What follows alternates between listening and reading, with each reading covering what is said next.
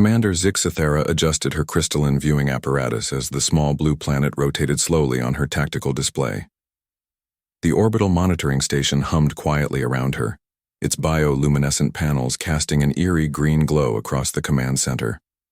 For 3 cycles now, she had been observing this unremarkable world that the galactic databases had classified as Terra, home to a species called humans. The Confederation of Allied Worlds had sent her here on routine surveillance duty. According to their extensive files, humans were a peaceful, technologically primitive race that posed no threat to galactic stability. They had barely managed to reach their own moon, let alone develop faster-than-light travel. The assessment labeled them as harmless agricultural specialists with limited defensive capabilities. Zixathera found the assignment boring. Her military background included campaigns against the warlike Bruthari Empire and the cunning Nexus Collective. Being assigned to watch farmers and city dwellers felt like punishment rather than duty. She sipped her nutrient solution and watched the humans go about their daily routines through the long-range scanners.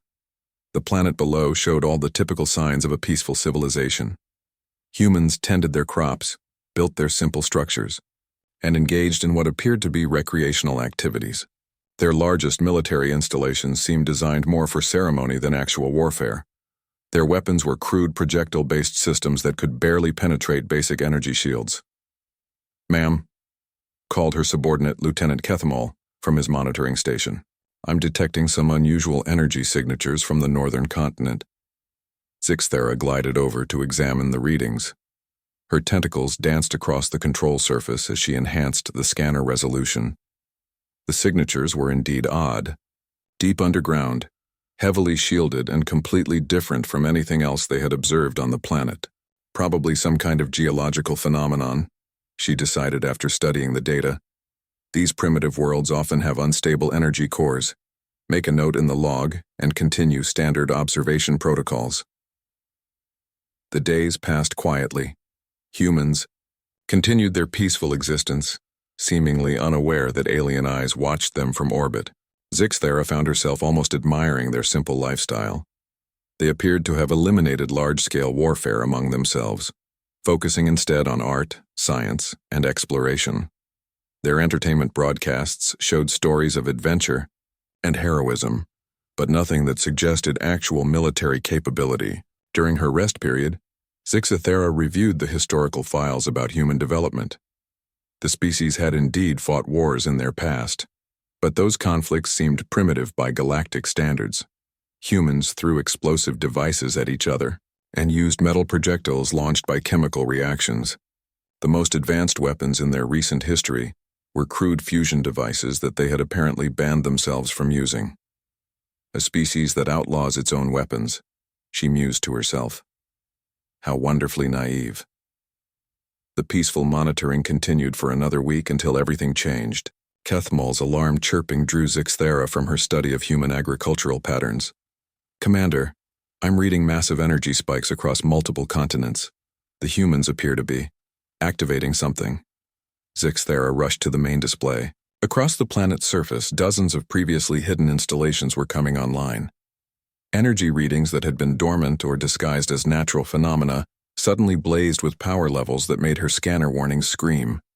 "What are they doing down there?" she whispered, her confidence evaporating. The answer came in the form of a transmission that pierced through their supposedly undetectable surveillance position. A calm human voice spoke in perfect galactic standard, the universal language of the Confederation. "Attention, unidentified vessel. This is Admiral Sarah Chen of the Terran Defense Network. We know you've been watching us.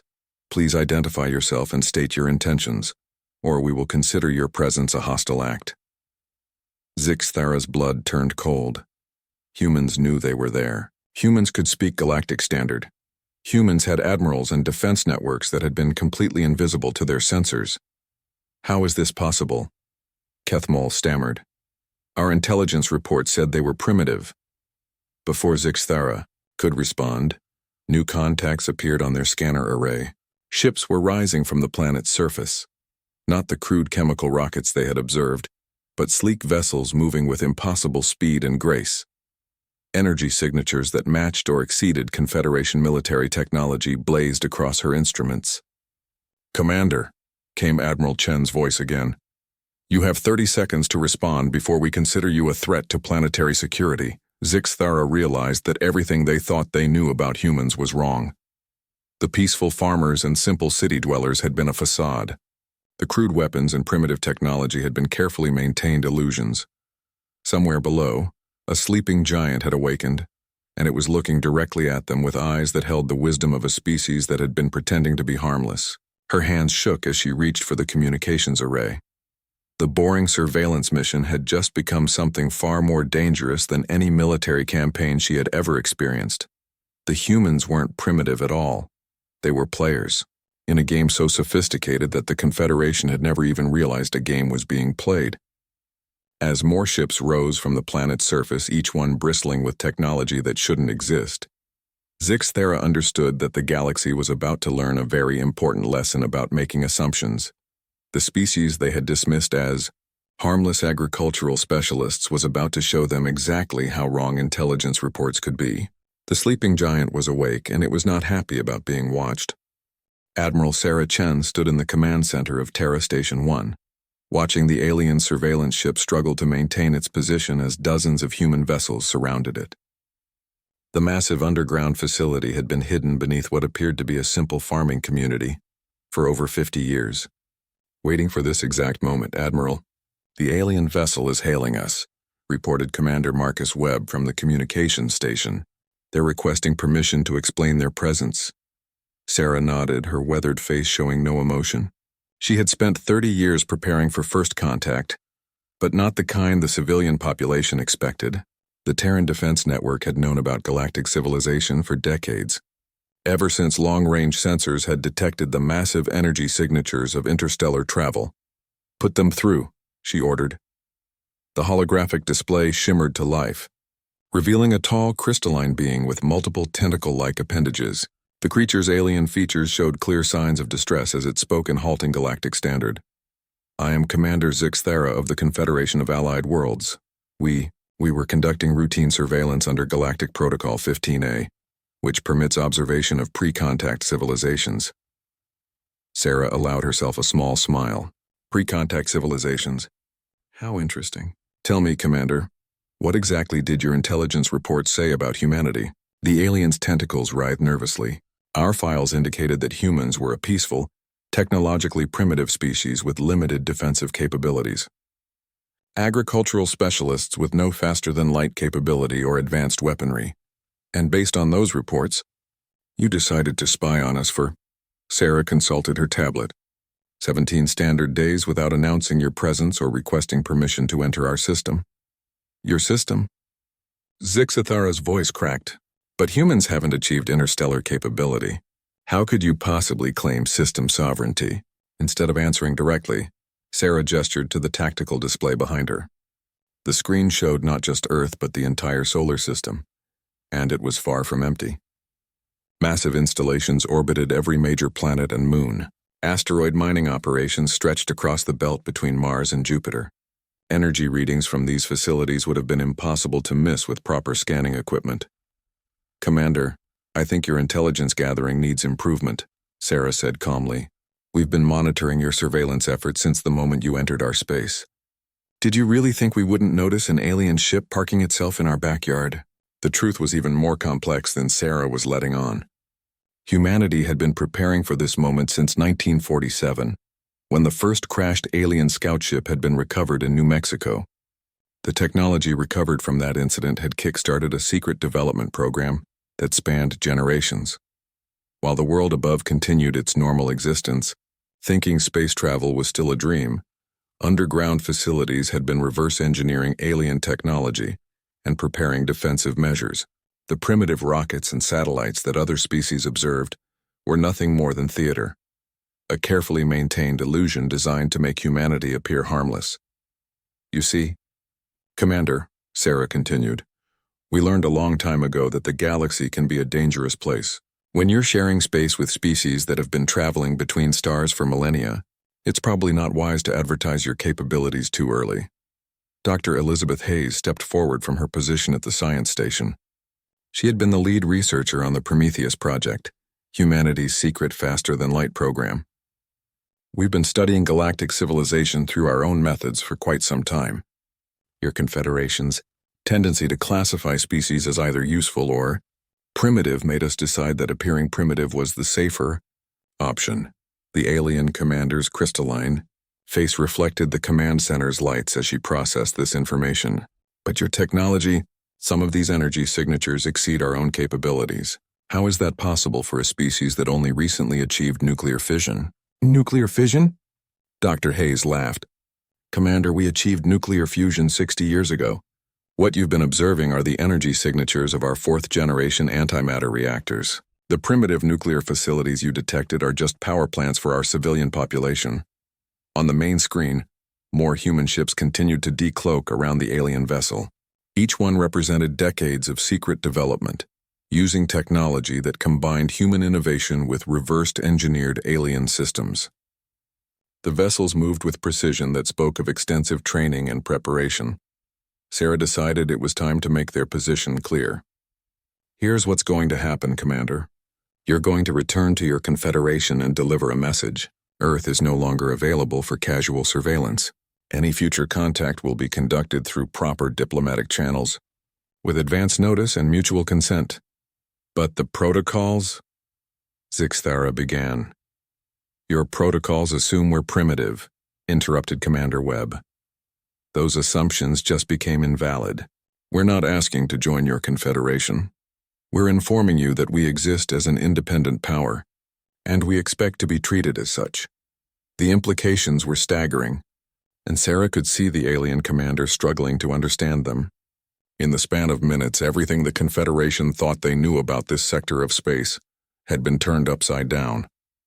A species they had dismissed as harmless farmers had revealed itself as a potential military power with technology that matched or exceeded their own.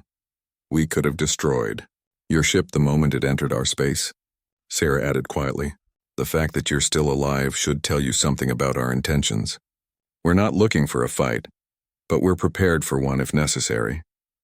Through the viewports, the alien commander could see Earth hanging in space below them.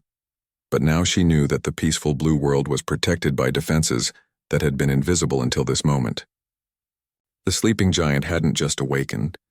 It had revealed that it had never really been sleeping at all. It had been watching, waiting, and preparing for the day when the galaxy would finally notice that humanity was ready to take its place among the stars, not as a primitive curiosity, but as an equal player in whatever came next. High Chancellor Morden of the Confederation of Allied Worlds received Commander Zixithera's report with growing disbelief. The crystalline being stood before the assembled council, her tentacles trembling as she recounted the impossible encounter with the humans. You're telling us that a primitive agricultural world has somehow developed military technology that rivals our own. Chancellor Morden's voice echoed through the vast chamber, his bioluminescent scales flickering with agitation. Not rivals, Your Excellence, Zixthara corrected quietly. Exceeds. Their energy signatures surpassed anything in our current military database. Their ships moved with precision that suggested decades of training, and their defensive installations span their entire solar system. Council member Veltara, a spider-like being from the Arachnos sector, clicked her mandibles in disbelief. This is impossible. Our intelligence network has been monitoring this sector for over 2 centuries. We have detailed reports on human development. They only achieved basic spaceflight within the last few decades. What you observed as basic spaceflight appears to have been deliberate misdirection, Zixthara replied. Admiral Chen made it clear that humanity has been aware of our presence in the galaxy for much longer than our records indicate. The implications sent ripples of concern through the assembled representatives. The Confederation had built its power on information superiority. They knew which species were threats, which were useful allies, and which could be safely ignored. If their intelligence gathering had been this fundamentally wrong about one species, what else might they have missed? General Kretar, the Confederation's chief military strategist, leaned forward in his hover chair.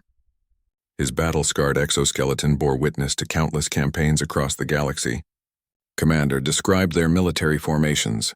How many ships did you observe? At least 40 vessels revealed themselves during our encounter, sir. But their cloaking technology was so advanced that they could have had hundreds more that remained hidden, Each ship appeared to be equipped with weapon systems that I couldn't identify from our standard databases. 40 ships, General Kretar mused. That's more than most member worlds contribute to our combined fleet. And you said these appeared within minutes of their activation sequence? Correct, sir. They rose from concealed positions across their planet's surface and orbital space. The coordination suggested extensive preparation and training. Chancellor Mordoon's scales darkened to a deep purple, indicating serious concern. The Confederation had survived for millennia by carefully managing the balance of power among its member species. New military powers didn't simply appear overnight. They were cultivated, observed, and integrated into the existing structure through careful diplomacy or, when necessary, military action. What was your assessment of their military capabilities? He asked. Zixthara's next words sent a chill through the chamber. Based on the energy signatures and technological sophistication observed, I would estimate that humanity could successfully defend against a standard Confederation pacification fleet, possibly even defeat one. The silence that followed was deafening. Member species throughout the chamber exchanged worried glances through their various sensory organs. A pacification fleet represented the combined military might of 12 worlds, enough firepower to subjugate most star systems. Council member Thex Ani, representing the ancient cerebral collective, spoke with the wisdom of a species that had witnessed the rise and fall of dozens of galactic powers. The question we must ask ourselves is not how humanity achieved this capability, but why they chose to reveal it now. According to Admiral Chen, Zixthara continued, humanity has been observing us as much as we've been observing them. They mentioned specific knowledge of our protocols and classification systems. It's possible they've been monitoring our communications for decades. General Kretar's claws scratched against his chair's armrests. If they've been listening to our communications, they know about our standard procedures for dealing with emerging military powers. They would know about pacification protocols, which means they revealed themselves because they felt confident they could defend against those protocols. Chancellor Mordoon concluded grimly. The conversation was interrupted by an urgent communication from the Confederation's long-range sensor network. A young technician appeared on the holographic display, his nervousness evident despite the distortion. Your Excellence, we're detecting massive energy signatures from the Terra system. It appears the humans are expanding their activities. Show us, the Chancellor commanded. The main display activated, revealing long-range sensor data from the human solar system. What they saw defied all previous intelligence estimates. Massive construction projects were visible throughout the system. Space elevators, orbital shipyards, and defensive platforms that hadn't been there during previous scans. How is this possible? Demanded Council Member Veltara. These installations would have taken decades to build, unless they were already built and simply hidden. General Kretar observed darkly. Advanced cloaking technology could have concealed construction activities for years. Dr. Zefix, the Confederation's chief xenobiologist, had remained quiet throughout the discussion. But now she spoke with evident concern. Council members, I believe we may have fundamentally misunderstood human psychology. Our assessment protocols assume that emerging species will announce their capabilities as soon as they develop them, either through aggressive expansion or requests for contact, and humans didn't follow that pattern. Chancellor Mordoon realized exactly. Instead, they chose to appear harmless while secretly developing advanced capabilities. This suggests a level of strategic thinking and long-term planning that our psychological profiles completely missed. The implications were staggering. If humanity had been planning this revelation for decades, they weren't just announcing their presence.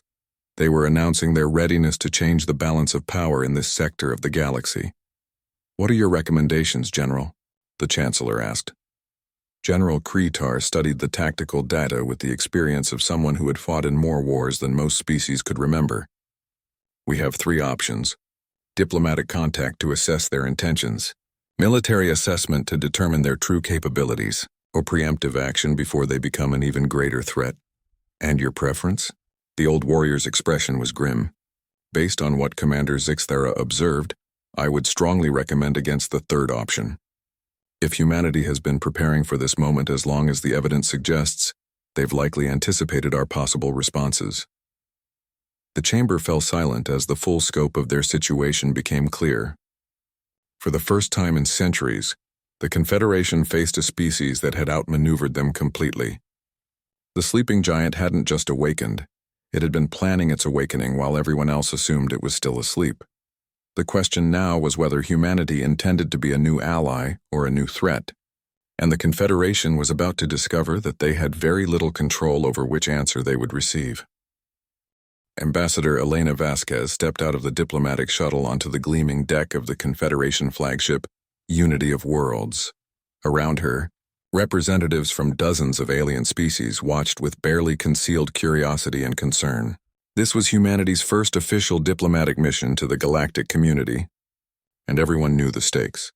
3 weeks had passed since Commander Zixthara's encounter with Admiral Chen.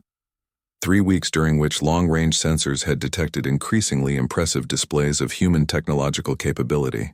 Entire fleets had been observed conducting training exercises in the outer reaches of the Sol system, using weapons that generated energy signatures unlike anything in the Confederation's databases. Ambassador Vasquez greeted Chancellor Mordun, his scales shifting to a diplomatic blue-green pattern. "Welcome aboard. I trust your journey was comfortable." Elena smiled, her diplomatic training serving her well despite the magnitude of the moment. "Quite comfortable, thank you, Chancellor.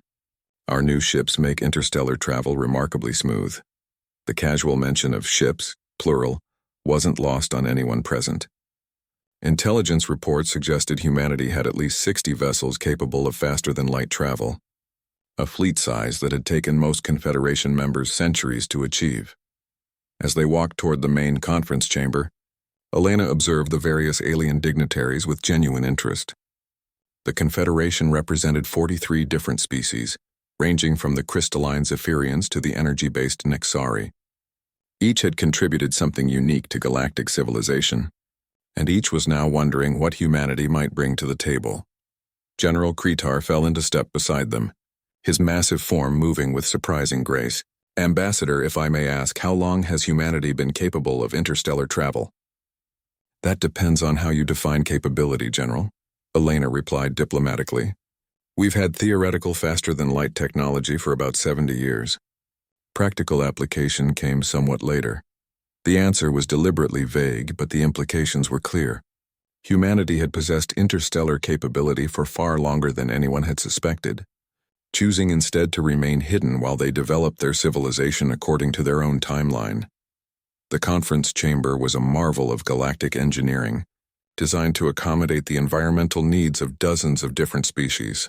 Elena took her place at the designated human section, noting that the table had been hastily modified to include her species, another indication that humanity's emergence had caught everyone by surprise. "Before we begin formal discussions," Chancellor Mordun announced, "perhaps Ambassador Vasquez could help us understand humanity's intentions regarding galactic affairs." Elena had prepared for this moment extensively.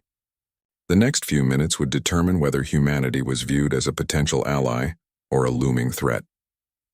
"Chancellor, esteemed council members," she began, "humanity seeks what most species in this chamber have already achieved: recognition as an independent civilization capable of managing our own affairs and contributing to galactic stability."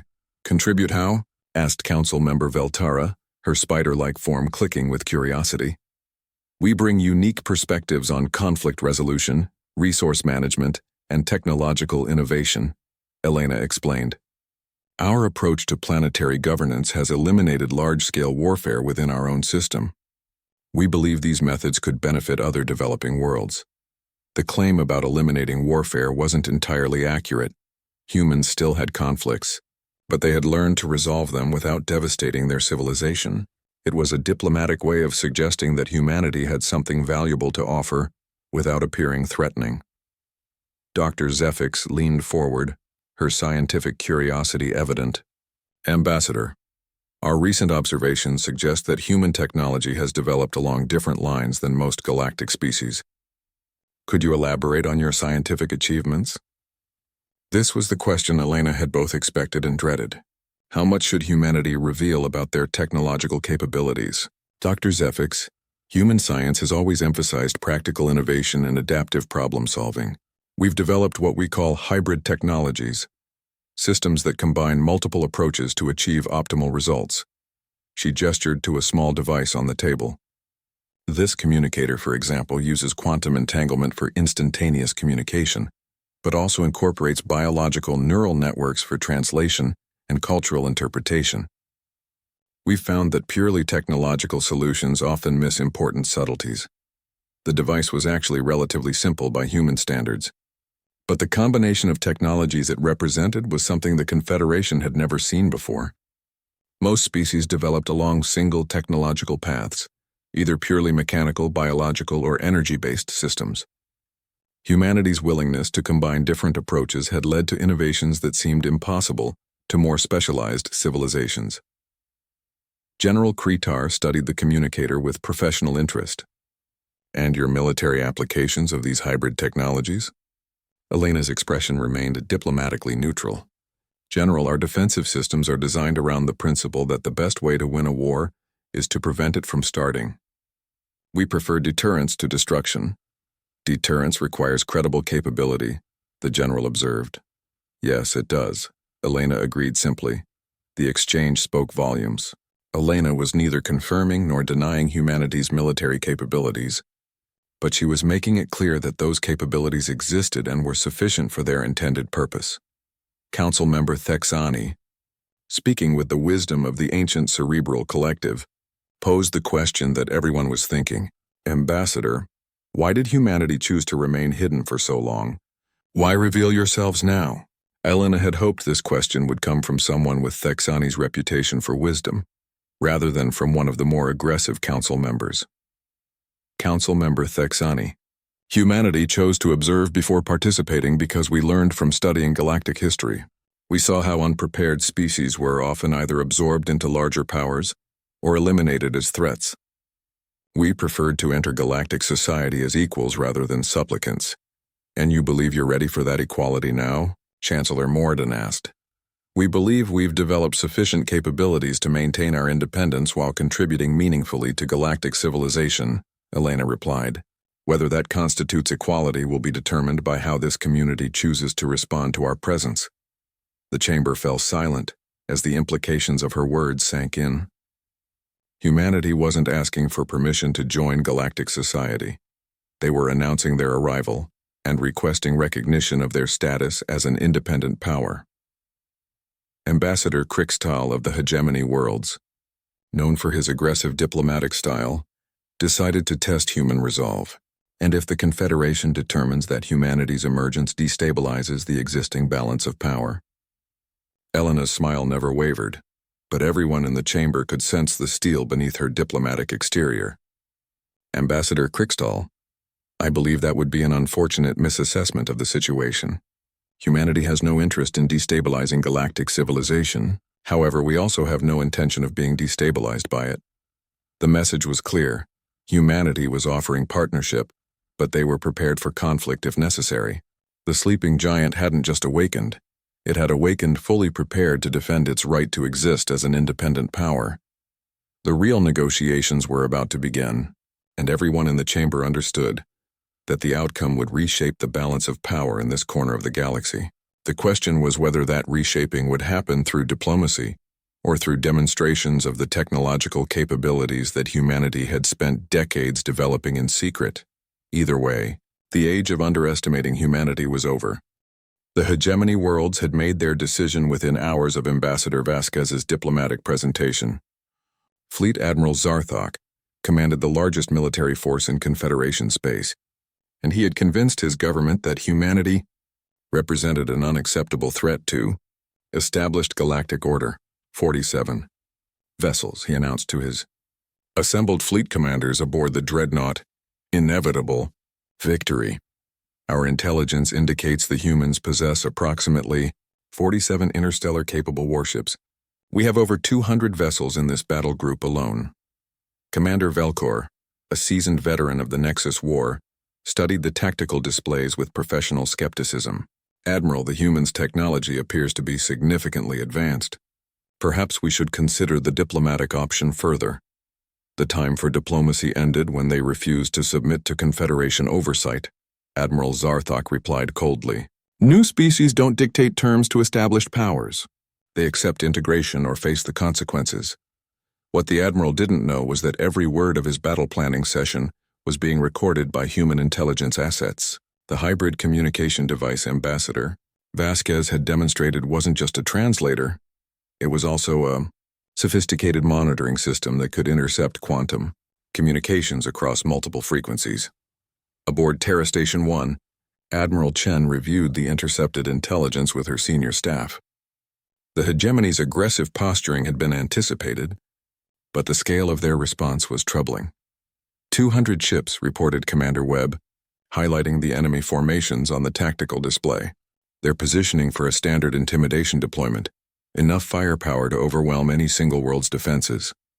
Any word from the rest of the Confederation? Admiral Chen asked. Dr. Hayes looked up from her intelligence reports. Mixed reactions. About half the member species are calling for restraint and further diplomatic contact. The other half are supporting the hegemony's position that we need to be properly integrated into their power structure. Admiral Chen nodded grimly. This was exactly the scenario humanity had prepared for during decades of secret development. The galaxy's established powers viewed any new military capability as a threat that needed to be controlled or eliminated. Initiate Operation Lighthouse. She ordered Operation Lighthouse was humanity's demonstration protocol, a carefully planned revelation of their true defensive capabilities designed to make any potential aggressor reconsider their assumptions about human vulnerability. Across the Sol system, installations that had remained hidden for decades began to decloak. Massive orbital defense platforms emerged from behind asteroids and moons. Hidden shipyards revealed construction facilities that dwarfed anything the Confederation had observed. Most importantly, the true size of humanity's fleet became visible for the first time. The 47 ships that hegemony intelligence had identified were revealed to be just the tip of an enormous iceberg. Over 300 vessels of various classes powered up their engines and began moving into defensive formations throughout the system. The largest of these ships defied easy classification. The Terra's shield stretched nearly 5 kilometers in length and bristled with weapon systems that combined human innovation with reverse-engineered alien technology. Its energy signature alone was enough to make Confederation sensors scream warnings about unprecedented threat levels. Admiral Zarthok received the updated intelligence reports while his fleet was still 2 days from Earth. The numbers made him question whether his sensors were malfunctioning. 300 ships? He demanded. How is that possible? Our long-range surveillance showed no major shipyard facilities. Admiral, his intelligence officer reported nervously, the humans appear to have been using some form of advanced cloaking technology. Our sensors are detecting massive construction facilities that were completely invisible during previous scans. What about their defensive capabilities? Sir, we're reading energy signatures that suggest weapons technology beyond our current classification systems. Some of their larger vessels are generating power levels that exceed our own dreadnought specifications. The Admiral stared at the tactical displays, watching as human ships moved with precision that spoke of extensive training and preparation. This wasn't a hastily assembled defense force. It was a military machine that had been decades in the making. Continue the approach, he ordered, though doubt was beginning to creep into his voice. Humans are still a single-system species. They can't have the industrial capacity to sustain a prolonged conflict.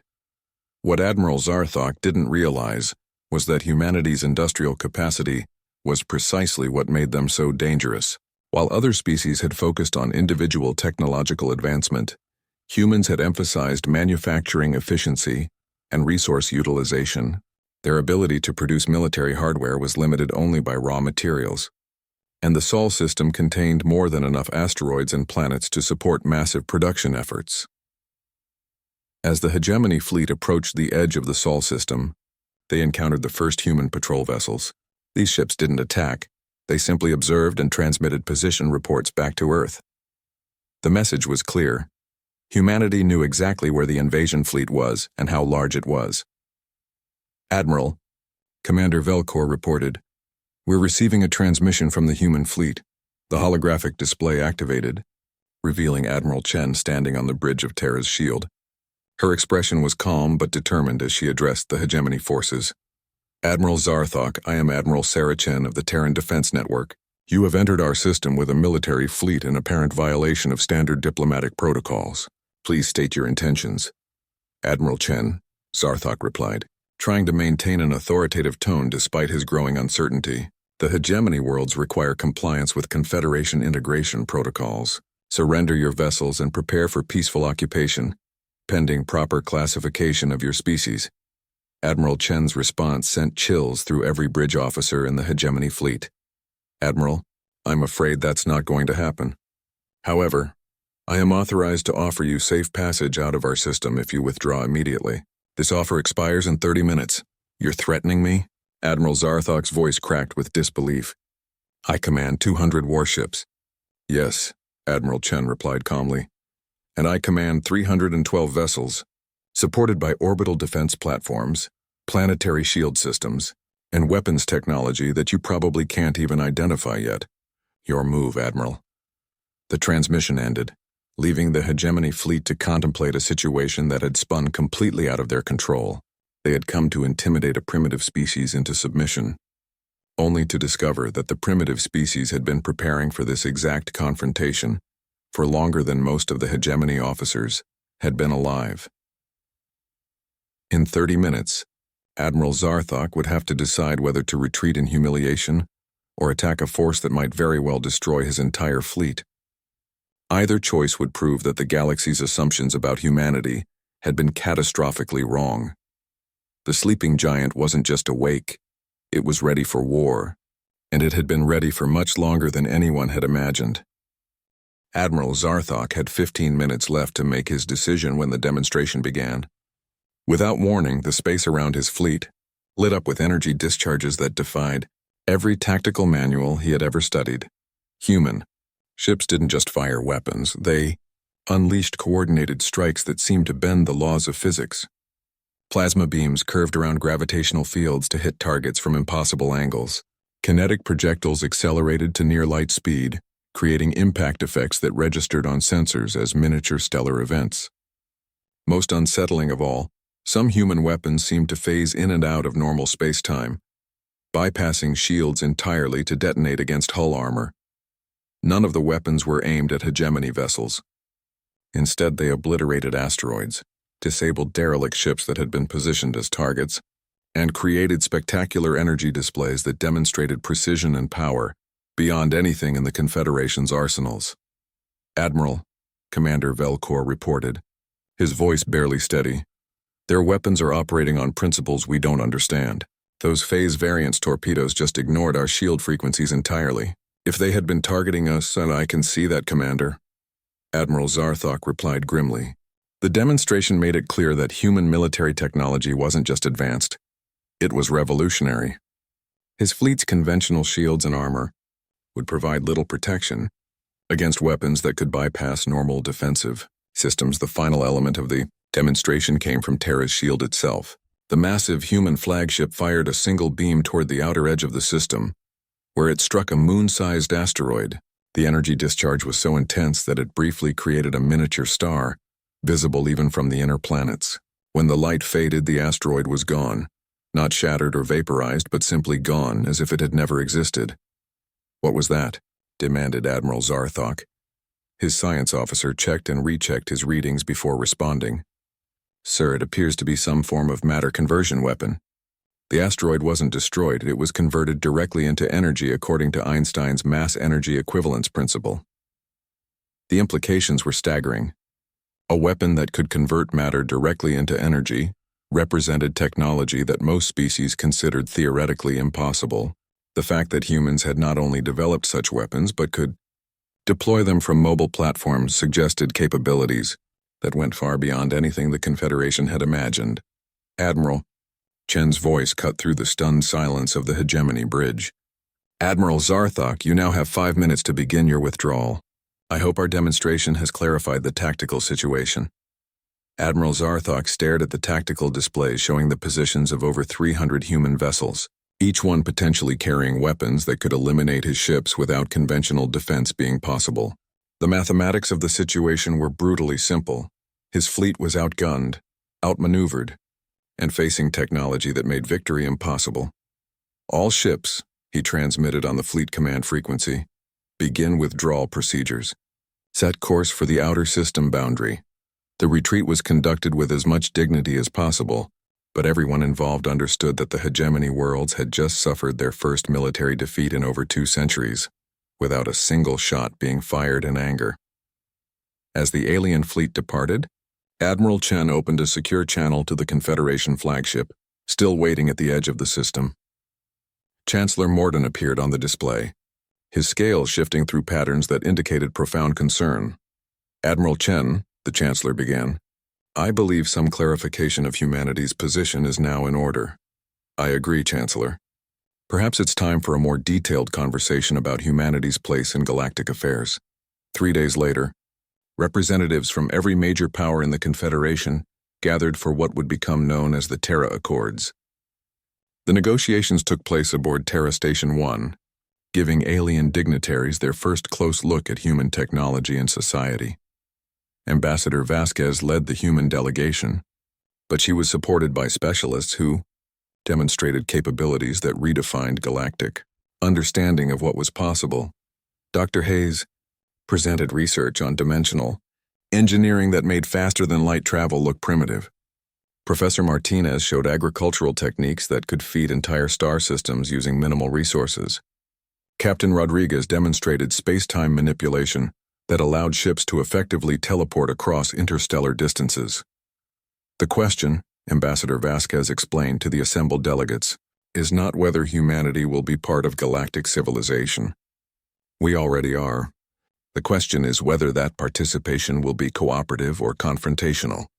Chancellor Morden, representing the moderate faction of the Confederation, spoke for many when he replied, Ambassador, I think it's clear that cooperation would benefit everyone involved.